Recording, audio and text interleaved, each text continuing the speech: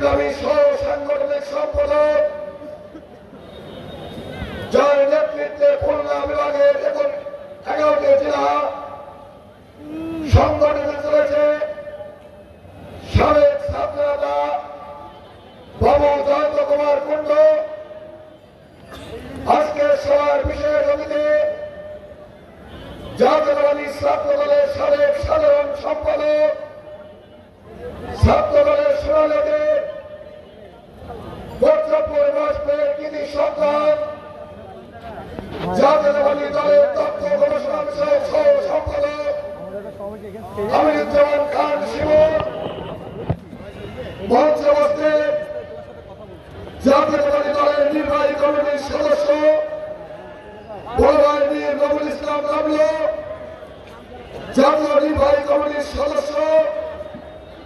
বিশিষ্ট আইনজীবী সুপ্রিম কোর্টের বারবার নির্বাচিত সাধারণ সম্পাদক বন্ধুরা রুল কবুস কাদর, মঞ্চে উপস্থিত জাতীয়তাবাদী স্বেচ্ছাসেবক দলের বিপ্লবী যুগ্ম সম্পাদক আরো শান্তিকে কালীগঞ্জের ঝিনাইদহ 4 মনোনীত প্রার্থী ছিলেন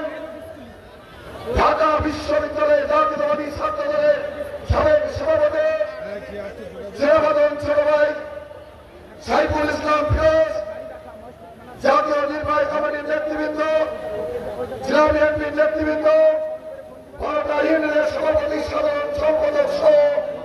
এখানে উপস্থিত বিএনপির সকল পর্যায়ের সকল অঙ্গ সকলের সকল পর্যায়ের নেতৃবৃন্দ। বক্তৃতা প্রধান অতিথি দেবে, প্রধান অতিথিকে আমরা শুধু একটি কথা বলতে চাই, আমার কথা উত্তর দিয়ে ঝিনাইদহের মাঠে বিএনপির ঘাটে ঠিক কিনা? ঠিক আছে, হাত তুলে দেখান, ঠিক তো? প্রধান অতিথিকে বলতে চাই এই জেলা থেকে সরকারের এই খাদির আন্দোলনের জন্য আমাদের যে প্রকার কর্মসূচি দিয়েছে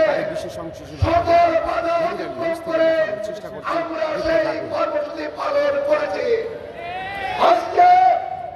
আগামী জাতীয় সংসদ নির্বাচনে রংপুরের দাবি রেখে দ্রব্যমূল্য ক্রয় ক্ষমতা বন্ধ রাখার জন্য, আইন শৃঙ্খলা নিয়ন্ত্রণ রাখার জন্য এই সরকারের কাছে দাবি করছে, সেই দাবি যদি পালন না করে, সেই দাবির জন্য পালন করার জন্য অন্তর্বর্তীকালীন সরকারের বিরুদ্ধে আমাদের দল যে কর্মসূচি দেবে ঝিনাইদহ থেকে সেই কর্মসূচি পালন করবো ইনশাল্লাহ, এবং সবাই পালন করবো, ঠিক কিনা? প্রধান অতিথি লক্ষ্মীপুরের মানুষ অঞ্চলে বিএনপির ঘাটে, ঝিনাইদহ বিএনপির ঘাটে অনেক কষ্ট করে সেই ভোর সকালে আমাদের বাজানোর জন্য আমরা জোরে একটা কথা দিতে আমরা জোরে আরো জোরে অভিনন্দন জানিয়ে আগামী সকল কর্মসূচিতে এই কর্মসূচিতে বক্তব্য জানিয়ে আমি আমার বক্তৃতা শেষ করতে চলছে অনুরোধ